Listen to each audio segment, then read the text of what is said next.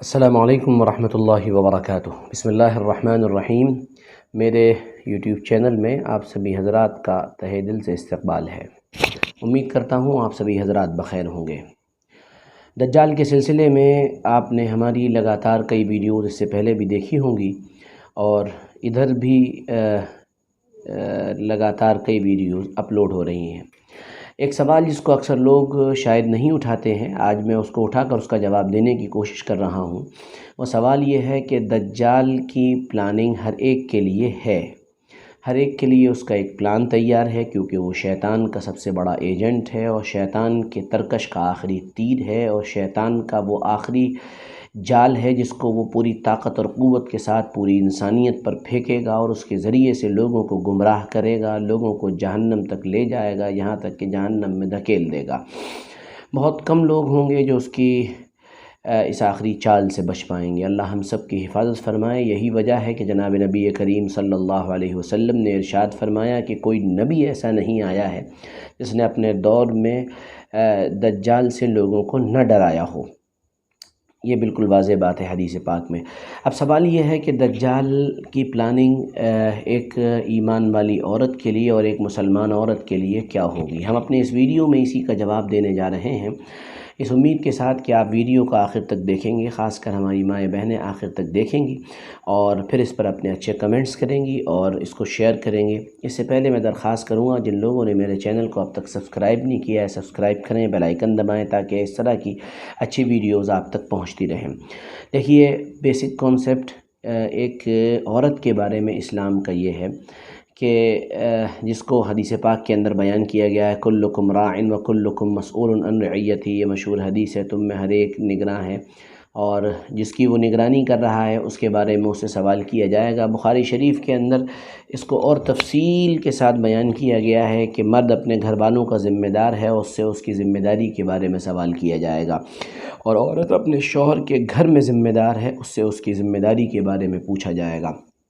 تو جناب رسول اللہ صلی اللہ علیہ وسلم بتانا یہ چاہ رہے ہیں کہ عورت دراصل گھر کی ذمہ دار ہے اور اس کو گھر سنبھالنا چاہیے۔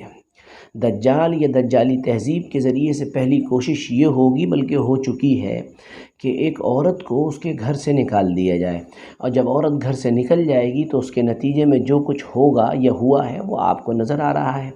اس سے پہلے عورتوں کے سلسلے میں یعنی فیمنزم کی 4 ویوز آ چکی ہیں، ویوز کا مطلب 4 لہریں آ چکی ہیں، اور فیمنزم اپنی 5ویں ویوز میں داخل ہو گیا ہے۔ اس سلسلے میں بڑی شاندار کتاب ایک مصر کے ایک نوجوان عالم کی آئی ہے، 5th ویو آف فیمنزم۔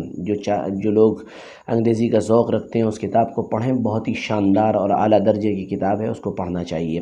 لیکن بہرحال دجال کی اس پلاننگ کے مطابق عورتیں اپنے گھر سے نکلیں گی، اور گھر سے نکلنے کے نتیجے میں ان کو تھوڑے فائدے تو حاصل ہوں گے، لیکن اس کے جو نقصانات ہوں گے اس کا اندازہ کر کے بھی آپ کانپ جائیں گے، آپ ڈر جائیں گے، اور میں یہ سمجھتا ہوں کہ شاید آپ کو اگر صحیح ایمان اور عمل آپ کے پاس ہے تو آپ ہل جائیں۔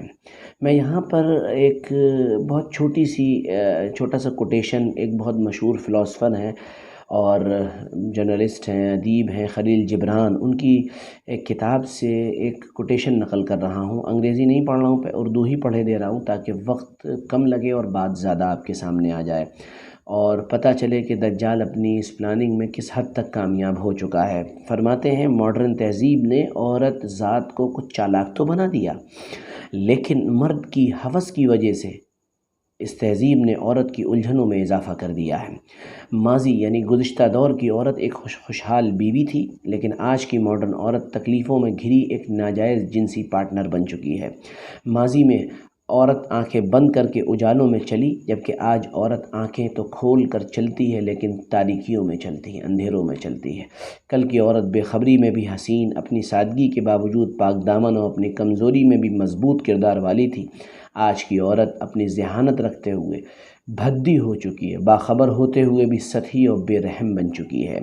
آپ یہ چھوٹا سا بڑا معنی خیز یہ ایک اقتباس ہے، اس سے اندازہ لگائیے کہ دجال یا دجالی تہذیب جس عورت کو باہر نکال کر سڑکوں پر لانا چاہتی تھی وہ لے آئی، اس میں وہ کامیاب ہو گئی، اور اس کے نتیجے میں عورت کو کیا ملا؟ یہ سوال ایک ایسا ہے جس کا جواب آپ ہی خود دے پائیں گے، اور اگر میں دوں گا تو اس میں وقت زیادہ لگ جائے گا۔ بہرحال دجال کی پلاننگ یہ تھی کہ عورت باہر آ جائے، تو عورت گھروں سے باہر آ چکی ہے، تو ایسے میں کامیاب صرف وہی عورتیں ہیں جو گھروں میں رہتی ہیں۔ دوسری بات، دجال کی دوسری پلاننگ یہ ہے، جناب رسول اللہ صلی اللہ علیہ وسلم نے جس کے بارے میں تفصیل سے بتایا کہ فیشن زدہ عورت یہ شیطان کا سب سے بہترین شکار ہے، اور اللہ کو اس سے بڑی نفرت ہے، اللہ اس سے بہت زیادہ غصے کی نگاہ سے دیکھتے ہیں۔ حضرت ابو ہریرہ رضی اللہ عنہ کی یہ حدیث سنیے اور اس کو دل کے کانوں سے سن کر یاد کر لیجئے۔ ابو ہریرہ رضی اللہ عنہ فرماتے ہیں، صحیح مسلم میں یہ روایت ہے، 5704 نمبر ہے اس کا، کہ آپ صلی اللہ علیہ وسلم نے فرمایا، وہ عورتیں کپڑے پہننے کے باوجود برہنہ ہوں گی، مائل کرنے والی ہوں گی، مائل ہونے والی ہوں گی، ان کے سر جھکی ہوئی اونٹنیوں کے دو کوہانوں کی مانند ہوں گے، یعنی ان کے بالوں کا جو ڈیزائن ہوگا وہ ایسا ہوگا جیسے اونٹ کا ایک کوہان ہوتا ہے، یعنی اونٹ کے پیٹھ کا جو ابھرا ہوا حصہ ہوتا ہے۔ یہ جنت میں داخل نہیں ہو سکیں گی اور نہ ہی جنت کی خوشبو سونگھ سکیں گی، اور بے شک جنت کی خوشبو اتنی دور سے، یعنی سالوں کی مسافت سے آ رہی ہے۔ اس کو سننے کے بعد آپ کو اندازہ لگانا آسان ہو گیا ہوگا کہ دجال کے، یعنی جب شیطانی چال ہے تو ظاہر سی بات ہے دجال کی چال تو وہ اپنے آپ ہی ہو جائے گی، اور پھر اس میں عورت بہت آسانی کے ساتھ پھنس جائے گی۔ اور یہ حدیث تو اور زیادہ ہلا دینے والی ہے، مصنف عبد الرزاق میں اس کو نقل کیا گیا، 20609 اس کا نمبر ہے۔ فرمایا عبداللہ ابن عباس رضی اللہ عنہ نے، بلا شبہ بنو اسرائیل، یعنی جو یہ مسلمانوں سے پہلے کی قومیں تھیں، یہ اپنے پیروں کی جانب سے ہلاک ہوئی تھیں۔ پیروں کی جانب سے ہلاک ہونے کا مطلب یہ ہے کہ زناکاری اور بدکاری کی وجہ سے ہلاک ہوئی تھیں، اور اس امت کی عورتیں سروں کی جانب سے ہلاک ہوں گی، یعنی اپنے فیشن میں، اپنی ڈیزائننگ میں، اور اپنے سروں پر بالوں کو الگ الگ طرح سے جوڑے بنانے میں، سجانے میں، اس طرح یہ لوگ ہلاک ہو جائیں گی۔ اور جناب رسول اللہ صلی اللہ علیہ وسلم نے ایسی عورتوں پر لعنت فرمائی ہے، اور ایسی عورتیں سب سے آسانی سے شیطان کا اور دجال کا شکار ہو جائیں گی۔ میری بہنوں، میری بچیوں، میں آپ سے درخواست کروں گا، پاک دامنی کو شیوا بنائیں اور پوری طاقت اور قوت کے ساتھ جناب رسول اللہ صلی اللہ علیہ وسلم کے جھنڈے تلے جمع ہو جائیں، ورنہ آپ دوسرے خیمے میں جائیں گی۔ دو ہی خیمے ہیں، دو ہی پالائیں ہیں، دو ہی سمت ہیں، یا کہیے دو ہی تقسیمیں ہیں، ایک رحمان کا لشکر، ایک شیطان کا لشکر۔ شامل کس میں ہونا ہے یا آپ کو طے کرنا ہے۔ رحمان کا سب سے بڑا نمائندہ ہمارا نبی محمد رسول اللہ صلی اللہ علیہ وسلم ہے، اور شیطان کا سب سے بڑا نمائندہ دجال ہے۔ اب آپ کو فیصلہ کرنا ہے کہ آپ کو کہاں رہنا ہے۔ بہت بہت شکریہ، میں آپ کے کمنٹس کا انتظار کروں گا۔ جزاکم اللہ، پھر ملیں گے جلد ہی، اجازت دیں۔ جنہوں نے اب تک چینل کو سبسکرائب نہیں کیا ہے، سبسکرائب کریں، بیل آئیکن دبائیں تاکہ اس طرح کی ویڈیوز ملتے رہیں۔ السلام علیکم ورحمۃ اللہ وبرکاتہ۔